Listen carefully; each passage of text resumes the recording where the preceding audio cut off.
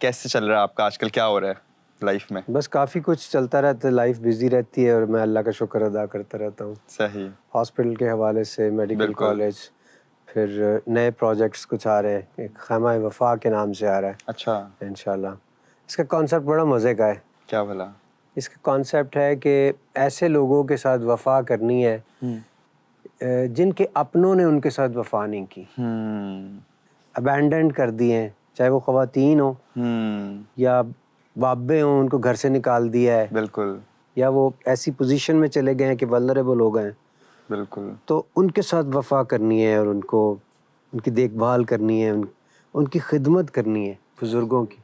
बहुत ही अच्छा इनिशिएटिव लिया आपने, लेकिन I want to go back and आपके बचपन से मैं शुरू करना चाहता हूँ कि आपकी अर्ली लाइफ और आपकी अपब्रिंगिंग कैसी थी? आपका जो करियर इन म्यूजिक था, आपके बैकग्राउंड ने उसको कैसे इन्फ्लुएंस किया? देखो, एक तो वो टाइम है जिसका मुझे याद नहीं है, मेरे घर वालों को याद है। अच्छा। और एक वो है जिसका मुझे याद है। जी।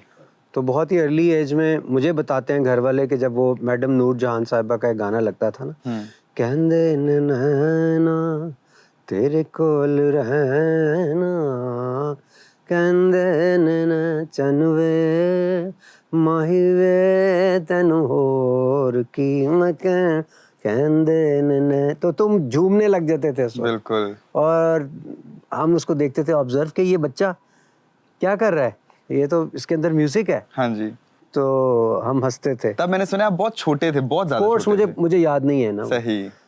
तो उस वक्त से, उस वक्त थोड़ा सा मैं बड़ा हुआ तो मुझे याद है कि गाने लगते थे और गाने के मुताबिक मैं रिएक्ट करता था। अच्छा। यानी जो डांसेबल गाना होता था उसके ऊपर मैं डांस करता था, जो रोने वाला गाना होता था बाकायदा उस पे मैं, अगर मैं सुन रहा हूँ और मैं ड्राइंग रूम में हूँ तो मैं सोफे पे लेट जाता था और मैं आंसुओं से रो रहा होता था as a kid? As a kid. अच्छा। कि मुझे नहीं समझ आ रही कोई क्या गा रहा है, क्या बात हो रही है इसमें, मगर उसकी ट्यून इतनी सैड होती थी सही। कि उस पर मैं रिएक्ट करके, जैसे छोटे बच्चे हिचकियाँ वो लेना नहीं मेलोडी शुरू हो आपको टच जाती, कर जाती थी। हाँ, सही। तो वो रोना शुरू कर देता हमें।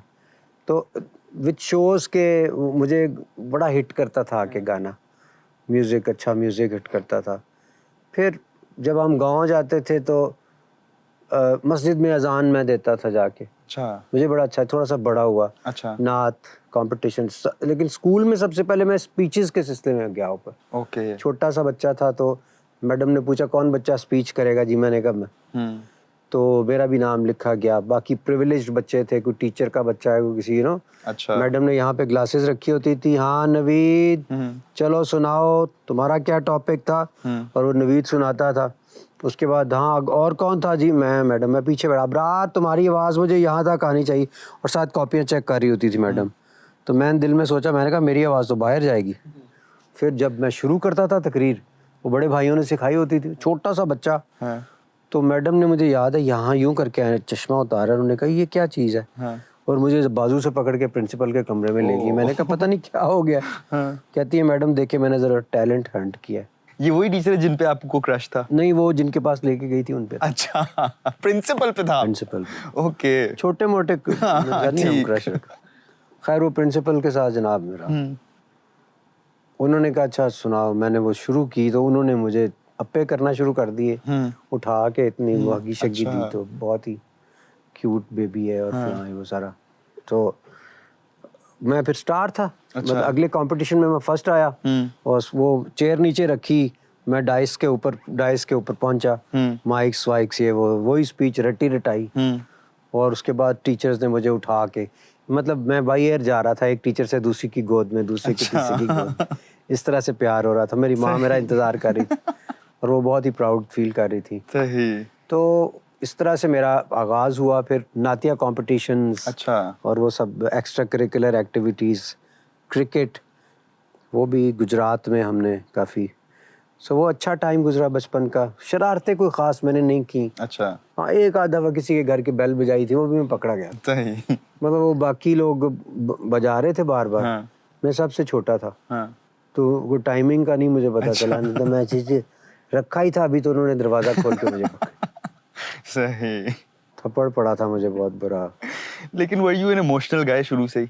Very emotional, very. मतलब मैं घर से निकला हूँ, ऐसे कोई पैसे मिले हैं कुछ चीज़ें लेने के लिए अपने लिए, तो एक बाबा के साथ मैंने बच्चा देखा है, बहुत ही बुरे हालात, वो मांगते फिर रहे थे। तो मैंने सोचा यार इसको ज़्यादा ज़रूरत है इनमें, तो सारे पैसे उसको पकड़ा के, तो लेकिन ये है कि अंदर से बड़ा वो कि मैंने एक बड़ा काम किया, उस तरह से वापस आ।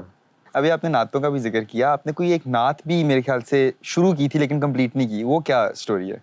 यार अल्लाह करे वो कंप्लीट हो, लेकिन अभी इस काबिल होंगे तो होगी। वहाँ तक हम पहुँच गए हैं, दरबार शरीफ तक, सही। नात के ज़रिए। ये नात ऐसी नात नहीं है, इसके पीछे कुछ राज भी हैं। आपको है कि मैं इतना केपेबल हूँ कि मैं ये। नहीं, वो मुझे उसका इंतज़ार करना पड़ेगा कि कुछ आए। अच्छा, वो like ऐसे ही that. नहीं आता ना, वो मतलब सही। खुद से मैं बनाऊंगा तो मखमल में टाट लग जाएगा। वो एक चीज़ है जो अल्लाह ने अता की है, हाँ जी। उसमें मैं एक अपनी सो कॉल्ड काबिलियत की बुनियाद पर उसका वज़न पूरा करके एक शेर ऐड करूँगा, तो वो अलग से नज़र आएगा कि ये एक खूबसूरत मखमल के ऊपर ये क्या पड़ा हुआ है। सो वो ऐसे मैं चाहता नहीं। अच्छा। तो जब अता होगी तो फिर वो आगे बढ़ेगी बात। वेल वी होप कि आपको बहुत जल्दी था, बिकॉज़ अल्लाह हम करे। सुनना चाहते हैं इंशाल्लाह वो। अच्छा, लेकिन ये बताएं कि what were some of your biggest challenges जब आपने जो फेस किए जब आप फर्स्ट स्टार्ट किया म्यूजिक इंडस्ट्री में अपना करियर? अंधेरा ही अंधेरा था हर तरफ। अच्छा। चैलेंजेस ही चैलेंजेस थे। पहले तो मैंने वो म्यूज़िक को हमेशा फ़न के लिए किया है, अच्छा।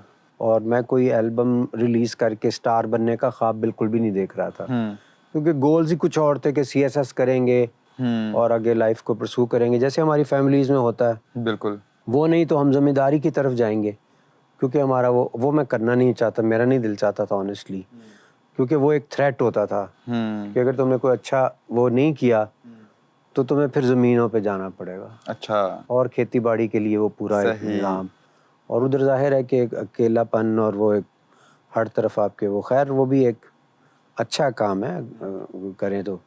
बहरहाल वो मैं म्यूज़िक में जब मैंने शुरू किया तो बड़े भाई से मैंने कहा, वो गाना मैंने सुनाया बिल्लो दे घर उन्हें, कहते हैं बड़ा मज़े का है यार, ये इसको रिलीज़ करो। अच्छा।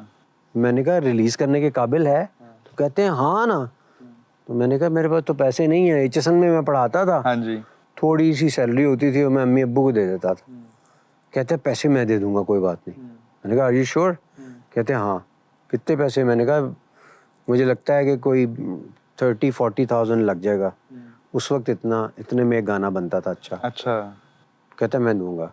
उन्होंने दिए मुझे, मैंने वो म्यूजिशियंस पकड़े, उन्होंने मुझे लूटा तकरीबन, ज़रा अच्छा म्यूज़िक नहीं बना। और वो मुझे कहते हैं यार ये क्या बना के ले आए हो, टेबल में तो इतना मज़ा आता है जब तुम सुनाते हो, इधर तो वो मज़ा ही नहीं आ रहा। सही। फिर मैंने कहा फिर दफ़ा करें, रहने दें। बड़ा दिल टूटा, कुछ दिन रहने दे के करके फिर मैंने कहा यार एक ट्राई और करते हैं। मैंने म्यूज़िक बना लिया था इसका।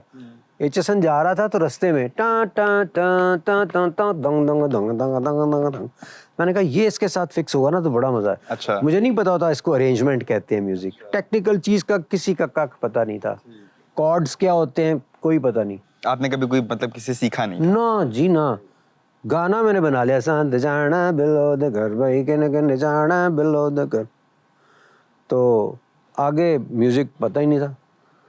फिर मैंने कहा चलो ये इसमें डाल के देखते हैं। फिर मैंने चेक किया, रिसर्च की कि बेस्ट म्यूजिशियन कौन है, उन्होंने कहा अख्तर साहब। अच्छा।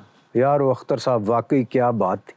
अच्छा बेस्ट तबला वाला कौन है, वो पता किया, ये किया वो किया, वो करके रहा के तो हमने जनाब वो टीम इकट्ठी की और म्यूज़िक रिकॉर्ड कराया। उसका तो मुझे भी मज़ा आ गया।